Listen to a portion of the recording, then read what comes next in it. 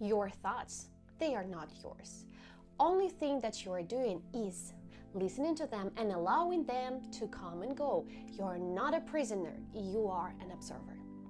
Have you ever heard some of these statements? And if you did, welcome to my channel. Here we discuss different questions on different topics that we don't usually ask out loud, but we feel deeply inside.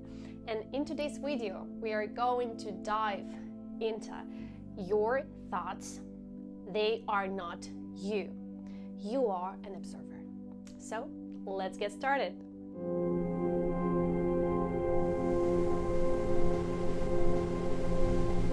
I want to approach this topic from different angles, and it's really important. I'll try to explain it from neuroscience, spirituality, and also meditation practice together, because it is where this idea about observer of thoughts really comes from. And here is a very interesting question. Is it true that neuroscience confirm that thoughts just come and go and we just listen to them, or there is something else? I can give you my answer in advance. So it is partly true, but not exactly. And here we are moving on to the very interesting experiment with our brain, and it's called Libet experiment. Have you ever heard about it? This experiment is very famous and very interesting. Scientists measured brain activity, and they were measuring it while people decided to move their finger. And the results, they are so interesting because brain activity starts before people felt the decision. Can you imagine this? This is pretty interesting. And it means that brain activity began 350 milliseconds before conscious intention.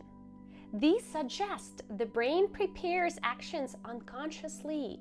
And this experiment led to the idea that thoughts and decisions may start automatically, and consciousness notices them later. You can read about this experiment on the internet. And usually because of this Libet experiment, we can say that we are only observers, but the modern neuroscience says this is not the full truth.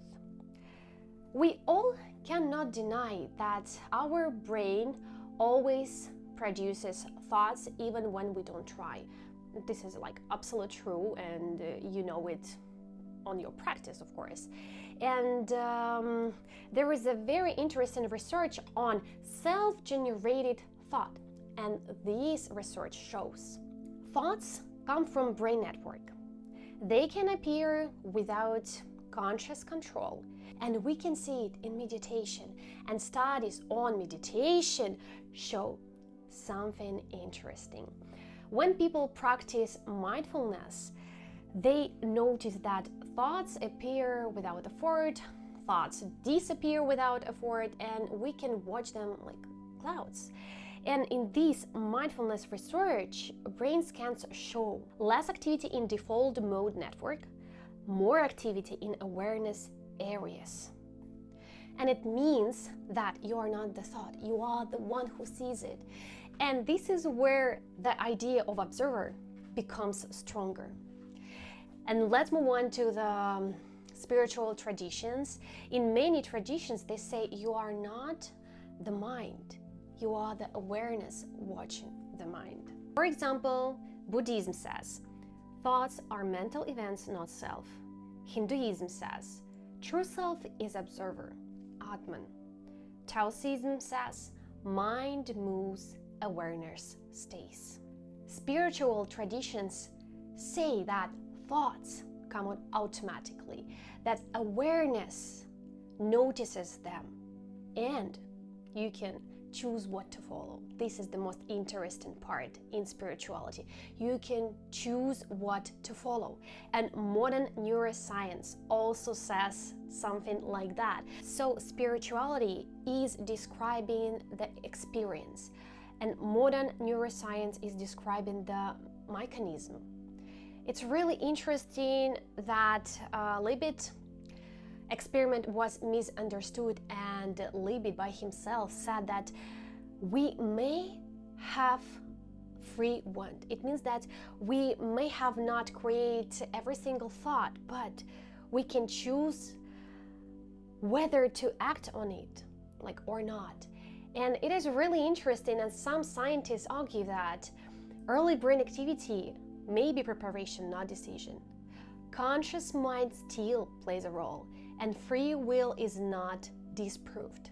Brain activity before awareness reflects decisions process, not final choice. And it's so interesting to know about it. And here's a very important conclusion comes. Not we create all thoughts, not we create no thoughts, but brain generates thoughts automatically. Awareness observes them. Consciousness can guide them. Identity is not the same as thoughts.